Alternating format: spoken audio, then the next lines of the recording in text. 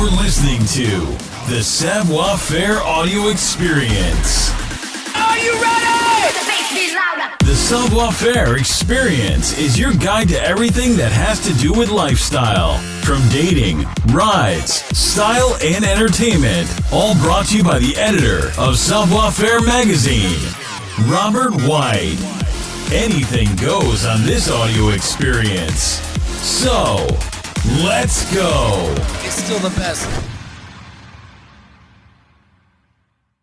All right, guys, welcome to the Savoir Faire audio experience. This is another really great episode. This is episode 21. We're moving these along really quickly, but you know, the guests that we are connecting with and meeting with and doing articles about and doing the podcast Q&A with are just getting better and better. This guy that we're meeting today, super fan of this guy. I've been following him on TikTok for a while. His style, his music, everything about him is cool. So I'm glad we got to connect and really kind of dive in. We have Wenzl. What's up, dude? How are you? Hey, man. Thanks for having me. Yeah, no problem. Excited Dude. to be part of this. Yeah, it's super cool, man. I've been watching some of your success on TikTok and social media in general. But as most of us know, that like, yes, you're a very talented musician, but there's got to be so much more in depth about who you really are and where your music career comes from. So I have a lot of good questions for you today. So hopefully you'll be vulnerable and let us into your world a little bit. Yeah, absolutely. The only conversation I like having is the honest ones. Yeah, it sounds great, man. If you don't share those personal things, then it's not as interesting. Yeah, I totally agree. So let's start before the Wenzl that we all know, right, from TikTok and whatever, and also your music stuff. Tell me about childhood, where you grew up, kind of where you were raised, how life was before music kind of took over your world. Mm-hmm. I grew up in Germany, Austria, Portugal, France, and Spain. So I was traveling my entire life, my entire childhood, and never spent more than a couple of years in each place. Because my mom was a traveling artist. Okay, cool. So I picked up many languages and different cultures. And when my grandfather died, I inherited my saxophone, and that's when I started playing as a child. Oh, very cool. So your mom was in a traveling band. Is she an artist that we would know? No, she's a visual artist. Oh, visual artist. Okay. Yeah, she would seek out nature, landscapes, and sit there on the sunsets and just try to paint naturalistic and also have her own spin on things. That's very cool. So you come from a very artistic background in general? Yeah, both my parents are painters. Ah, that's amazing. And in my entire life, I thought I'm going to be a painter as well. Mm-hmm. But seems like there was a different outcome that I wasn't aware of. Yeah, slightly a different path than being an artist. You said you got when your grandfather passes, when you got the saxophone. How old were you when that happened? I was like 8 or 9. Oh, young. Okay. Yeah. And then really just focused on trying to learn that the best you could? Yeah, I took the opportunity to learn it when I was like around 10 years old. And at first just kind of dabbling with it, but then I realized like when I was going through something emotional in my life and I would play the saxophone, I would feel instantly better. And so it kind of became a tool for me to cope with puberty and just all the volatile emotions that teenagers go through. That's good. That's good. So you had some place to kind of relieve some energy and it was kind of medication for you to play the saxophone and have it and learn it. Yeah. Okay. Medication, it's all very similar. Yeah, very cool. So after you learned how to play the sax, I mean, you were overseas for a while. Yeah. You said you moved to New York at some point and started a band. What age was that, or what year was that? 2007. I was 18. Okay. And I was playing jazz at the time, and I thought I'm going to be a jazz musician for the rest of my life. But then I got more interested in electronic music. Yeah. And started producing electronic music when I was like 19 or maybe 20. Uh-huh. And then I formed a band by kind of thinking about the kind of melodies you would write for synthesizers and writing them for saxophones. And then that became Moon Hooch. And I toured with our band for 14 years. We played over 3,000 shows. Wow. And then I became an author, and I started researching mysticism and spiritual growth, and kind of thinking about those things in terms of scientific explanations. Like, how can you make sense of the fact that many people have mystical experiences? Is that people going crazy, or what is this? So I just traveled the world interviewing scientists on the question of what is mystical experiences, what are mystical experiences. And then I wrote 4 books on this topic, and then I just randomly went viral on TikTok with my saxophone saxophone. Mm-hmm. And then kind of just went full in and stopped writing books. When I discovered you is because I was following some other artists that you kind of crossed paths with, and we'll talk about that too. But like, I saw these videos of you, like when you put the traffic cone in the sax, right, to give it more bass or give it that kind of cool vibe. And then you would walk into businesses and just start playing, and people like, the reaction from people was the videos that I first saw of yours, and I loved that stuff. I was like, yes, I love that. There's a dude in New York City that I cannot remember his name. You may know his name. He's from TikTok, and he'll just randomly show up on a different corner in the city and just start like singing a song out loud. No music. Right, he's listening to it in headphones or something, and just start singing out loud. And they record the reactions from people on this guy like who's just singing horribly on every corner in the city, and it's so cool. But like, you're so good at it, and then these people react like, oh, they kick you out real fast, or they like get all upset. Like, those are the ones that are like, oh my goodness, I can't believe they got that on video. This guy's reaction or whatever. So the traffic cone part like came into your saxophone playing. How? Like, did you just pick it up by accident? Like, I've actually been doing it for 12 years. Oh my! Believe it or not, it's just back then I had very little money and I wanted to have a lower instrument. Okay. Couldn't afford a bigger saxophone, so I thought I'll just extend the saxophone with a traffic cone, and it would get lower. And indeed, it worked. Yeah, definitely. So worked. I could play the bass without spending a dime. Do you feel like it, like in a music way, it kind of vibrates in the plastic, so you get a different sound than you normally would? It definitely, yeah. I mean, it sounds way more distorted and like way less clean, which is kind of cool. But it's its own thing. Yeah, it's very cool. No, I saw all these videos of you on TikTok doing all this stuff, and it was like really wild. And then after, like, obviously things develop, right? And then before you know it, like you're huge on social, like Instagram, YouTube, TikTok. What was the one that went viral? Talk to me a little bit about that. I think each platform has its own kind of feel, and TikTok is more like a really toxic relationship. It's really great and then really bad. Yeah, it's like I was sometimes averaging like 50 million views a week on TikTok, and then sometimes it goes down to like 10,000 views a week. So it's like I'm looking at your the TikTok. The range is enormous. I don't know what's up with this algorithm. Yeah, I'm looking at your TikTok page right now. So the 3 that you have pinned at the top, there's 12 million, 70 million, and 61 million views. Huge. And then the ones right below that, like in the last week or so, they're like 10,000. Yeah, so it's like this goes up and down on TikTok. Like, I've had many of these swings where I've had enormously viral months and then enormously unviral. While I feel like Instagram is more consistent. It's like the swings aren't as dramatic. Yeah. I've had enormous swings too on Instagram where, having, 100 million something plus views a month. But then I've had months where it's just a couple million. But it's less drastic, the difference. And YouTube I really like, actually, because it really generates a lot of money. Based on views and stuff, right? Yeah, it's like with TikTok, in order for you to make money, your videos all have to be 1 minute long, and it's just like it.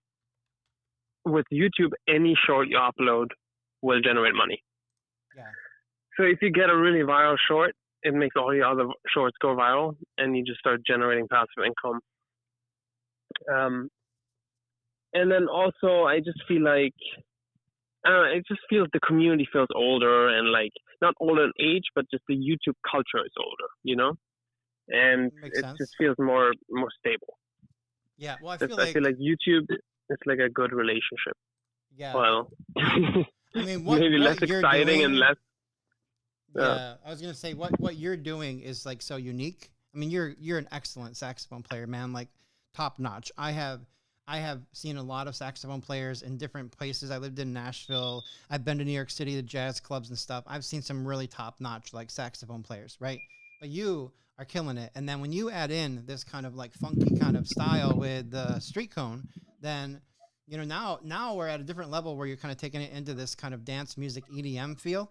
And that's also Yeah. my world. That's why I'm so attached to like the music. I was jamming out to your stuff today on Spotify. Like before I knew we were going to connect, I was just listening to the instrumentals of the stuff that you did for Disco Cone and whatever. Like that stuff's going to be huge, man. Like I love the vibe and the beat to that. So Thanks, man. I'm hoping Yeah, that I mean, like, this is yeah, I was going to say, I'm hoping they'll start reaching out to you more, like these bigger festivals that will allow you to come out and play and be a part of those scenes, because you need to be visualized there. Like they need to have you at EDC and Tomorrowland and things like that. Like you really Yeah. need, yeah, right?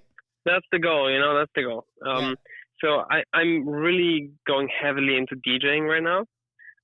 I've been producing music for close to 20 years, but now I'm producing tracks for my DJ equipment, and like I'm having a lot of fun with that. Because like DJ equipment, it's a lot simpler than producing music in terms of like your capabilities on the decks aren't as infinite as like Ableton Live, and it's more about mastering the tools you have, and then kind of also like really working with the crowd's energy. And I feel like I'm very excited about this because like a lot of things are coming together. Like I've been a live performer for 14 years. And so I'm really good with like just being on stage and like hyping up the crowd, and with DJing that's like a huge factor. It's like you got to get the room all in one beat. You got to synchronize everyone and then drop the energy. So hopefully with a couple more months or years we'll be playing Tomorrowland. Yeah, I mean the DJ That's thing the goal. the DJ things makes sense, and I love that you're kind of dabbling in that too, because I could see a live show with you definitely being accompanied by a disc jockey and being able to have and that stuff being there, and then it kind of create a show around the idea that you're this excellent saxophone player with the street cone stuck in it, and Yeah. created this really kind of cool vibe. Like I mean, I would love to see it like firsthand, see you walk into a business and just watch people's reaction. If I was sitting in a coffee shop and you walked in like some of your videos, I would be like all about it, man. I'd probably dance with you. Like that's the Maybe stuff. I should invite some fans to do that. Yeah, no, I think that would be excellent. I mean, it's very, very cool. But I do see you kind of like launching, and you've done some pretty decent things. Like you were on America's Got Talent too, right? Yeah. Yeah. So how did that experience work out for you? Like I saw that you got the Red X from Simon or whatever, but like you still made it through. So tell me about that experience a little bit. Well, this was like before I went totally viral, and it was fun actually. Like I don't really get nervous playing shows anymore, but this made me nervous. Like walking up on stage and just being judged. Yes. It's like I feel like a performer's nightmare, but it's also kind of exciting. Yeah. It's like I wasn't attached to an outcome. I wasn't like really upset that I didn't make it to the next round. Mm-hmm. But I had a good time. Like people loved it. The crowd reaction was crazy. Like everyone started booing Simon. that was literally like a crazy moment. Yeah. Everyone was booing Simon, and yeah, it's funny. I mean, they edit the videos, like obviously the stuff that goes public, right? But like, was there something that wasn't in the edit? Like, I mean, some of us have never been on America's Idol or America's Got Talent stage. So like, yeah. How does it feel? Like, is it produced really well? You felt like, you were rushed on stage? Like, what was that whole process? Well, they definitely make you wait a long time. Okay. I feel like it's almost part of the strategy. It's like they tell you you need to show up at 9 a.m. and then you go on stage like 3 p.m. Oh, jeez. And you're just sitting in this waiting room with all the other acts. Wow. And everyone is just getting ridiculously nervous because they know that any moment they could come on, and they're just waiting, and their nerves are just like. So I heard someone say like, "This is why there's people literally having, breakdowns at America's Got Talent. It's like they put you in that room, to like heighten the pressure." But yeah. Yeah. So you just sit in the room until they come and get you, or is there an order? Yeah. Well, there's like a loose order that like is totally off by hours. Oh, okay. Wow. So it's like you don't really know what's going on or when you're supposed to be on stage. Yeah. Do you know why there was only 3 judges when you performed instead of 4? Yeah. So what's the bald guy's name again? Harley? No. Howie? What is it? Howie. Yeah. Yeah. He got sick. Ah, okay.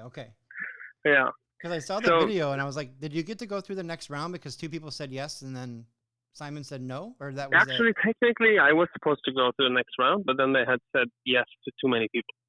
Oh, weird. What? Wait. Yeah. So they said yes to too many people, so you got the cut? Yeah, they just cut other people afterwards through email. Oh my goodness. Yeah. That's wild, man. That's so crazy to think about. So yeah, it's very funny. But you know what? Like you said, the outcome, like you didn't really care the outcome. I mean, there's the exposure for sure, which launched this massive. Honestly, it didn't. It had 0 exposure. It's like no one gives a shit. Okay. Like, I feel like, first of all, like the connection between TV and like social media or streaming is like less and less. Yeah. Especially if you're just on TV for a couple of minutes. I was also on Jimmy Fallon's show. Also didn't do much for my social media. Oh, wow. So I just think it's interesting to think about this. Like a lot of people think you get somewhere with TV or with other people posting about you, but I think the only way to really build an audience is if you consistently create viral videos or viral songs. I see. Yeah. Like that's at least my experience. Like, I've had huge accounts with 100 million followers posting about me, but it doesn't really increase my followers by that much. Right. It's like a lot of the time you just only get followers when your stuff goes well. I mean, that makes sense too, because you're using the algorithm in a different way, right? I mean, all this stuff is cool. Like, it definitely goes viral. I completely understand why people would share it and like it and get involved. And now that you're kind of doing some musical collaboration stuff, which is cool. I saw the Tia Tia Mr. Saxo Beat thing together. Yeah. I saw Disco Cone with Anissa. I saw the mix with Flo Rida and Brian Kelly. Like, there's some good stuff happening, man. I got a track out with Flo Rida. Yeah, that's so cool. I'm actually seeing Flo Rida in a couple of weeks. So if you know him personally, you could call him and say, "Hey, your New York show, my guy's going to be in the audience. He would love the upgrade. You're welcome to." When is he playing in New York? He's doing the State Fair, New York State Fair, and then he's going to a small little town called Big Flats, New York. And that's where I'm going to go see him, is in Big Flats. I think the 14th of September is the date. So. Oh, really? In Big Flats? It's a small town, dude. It's so small. Like, we got a small stage. I might come, actually. You would? Because, like, I started this campaign chasing Flo Rida. Yeah? Because I have a track out with him, but I never actually met him. Oh, my goodness. So I rented a monster truck and drove around with a megaphone, looking for Flo Rida. Oh, I love that. I love it. But I feel like now my chances are better than actually Wenzl, a small town. I have 2 tickets on the 14th for that show, and I will give you the other one, man. Are you fucking serious? I have I'm two. actually going. I have two tickets for the actually party pit. You and I will connect, and we'll make sure you get to come and hang out. That'd be cool. We'll do that. We'll have a little a bro weekend. Yeah. We'll go to this show together. That'll be awesome. I'm totally On down the to hook you 14th. up, man. That's on the 14th of September. All Okay, right, so very cool. I'm gonna try to find Florida. Yeah, we'll connect. We're gonna find Flow Rider. We're gonna make it happen this time. I want to be the reason you actually get to talk to the man. You would be. Yeah, I'm for it. That is yeah. Oh, That's solid. Tell me about the collaboration with like Tia and Anissa. How did those kind of come together? Well, so I started a track called Saxocone. Yep. And the video had I think over 30 million views across platforms. Yeah, yeah. And it wasn't just a prank, but it went viral because people wanted that particular song. So I then used that cloud to basically have people pre-save the song. So then I had 16,000 pre-saves. And then I hit up Anissa. 15,000 pre-saves is a lot. Like most of the time, artists don't get anything close to that. But that was extremely lucky that people were so into the song. So then a bunch of big DJs hit me up and wanted to release the song with me. I hit up Anissa. I really like her voice. And then basically she said, yeah, she's cool to do it. And then she asked me, well, basically, I asked her if she can be on the track, and then she's like, well, I'm on a label technically. Mm-hmm. And so she was like, okay, I need to check with my label to see if they're going to allow me to do a song that's not through the label. And then she came back to me and was like, yeah, they're all cool. They're really cool and whatever. And we put the song out, and it became overnight her biggest hit and my biggest hit. Amazing. Because 15,000 pre-saves basically the algorithm goes crazy. When the algorithm reads that 15,000 people pre-saved that song. Yep. So then what happened is the label called us threatening to take the track down unless we sell it to them. Oh my. And I was getting offers for $100,000 for this song. And now they're throwing pennies at us. But, I don't want to get involved in a huge lawsuit. And I was also very new to the music business. I didn't know that it's such a shark infested industry. Right. And so they had, the lawyer of Atlantic Records threatening me. And so I went with them, and then Anissa was kind of caught in between them because they were pressuring her. I don't know what was going on between them, but basically put me in a really bad position. Mm-hmm. And then they forced me to switch the track as her being the first artist on the track. And then forced me that it's a feature that I'm called featuring Wenzl, although, I started the song. Wow. And did you write the lyric or did Anissa write the lyric? No, Anissa wrote the lyrics and her songwriters. Okay. But yeah, so it was a really rough introduction to the music industry. That's crazy. So then you decided that, and sorry, go ahead. Everyone always says be careful with big labels.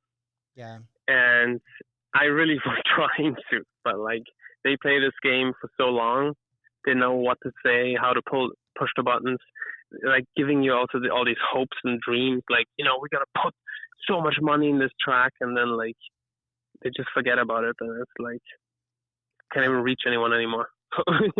Yeah, it's tough. I love that song, man, that beat, but I mean, based on what you're telling me now, I'm only gonna listen to the instrumental from now on.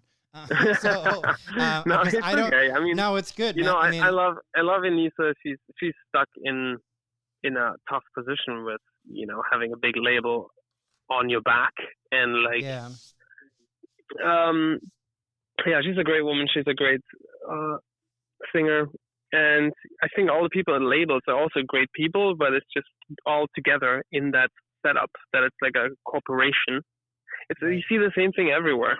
When a corporation, you can have great people working in a corporation that's designed to burn down rainforests and extract oil. That's true. No one is really a bad person. Right. But it's just the system they're stuck in. And like the same thing with Atlantic Records. It's like you have a great person, the lawyer. I like her, but she needs to do her job, which means, you know, getting the most as possible for the company. And so it's just a lot of up and coming artists will fall prey to this. And like artists are basically the raw material for labels. Yeah, and there's a whole detailed part of the music industry that a lot of people don't get to see or understand. But what I tell a lot of up and coming artists that I've interviewed or talked to and other things, I mean, I talk to a lot of great artists that are up and coming, but the really big thing is just get everything in writing. And it's almost sad to know that you have to show up at these big meetings with your own representation if you can afford it, because you need to have these solid contracts and agreements that will look out for you long term. Otherwise, you'll end up in a situation like what we're talking about right now. Yeah, for sure. Yeah. And it's also that like I really don't like upsetting people. Like I sometimes take the shortest stick just to create peace. Mm-hmm. That's just the person I am. And like in the music business, people are extremely pushy. Right. Like, so like, yeah, the whole thing is also a lesson to just be like, right, everyone's upset, I'm going to walk away with from this, you know, or whatever, you know? Yeah, like, man. Anyway. Yeah, so the experience with Tia was completely different, right? Because she's independent, right? Oh, yeah. Yeah. Exactly. Yeah, we didn't have a big label that's going to... Right. Yeah. So, yeah, I mean, with Tia was very easy. And Tia and her husband, Ryan, they're both an incredible team. Like, I've never seen such an efficient, capable team. Like, they produced a track in hours. Yeah, dude, I watched Tia do like songwriting sessions on TikTok Live before, and she'll write an entire song in like 30 minutes or less. Yeah, no, that's the thing about her. She's a total beast as a songwriter. Yeah. And then and only now recently started taking her artist career seriously. Yeah. Before that, she was writing songs for a living, you know, and that was mostly what she was doing. But now she is basically she's just doing it. Yeah, no, I totally agree with you. She's a beast. The remix of like Mr. Saxo Beat with you guys, that's pretty cool. I definitely like it. So what's coming up in the future, man? What are you working on? Right now I'm actually driving to Lake George to to go jet skiing, but also to play a sunrise DJ set top of a mountain.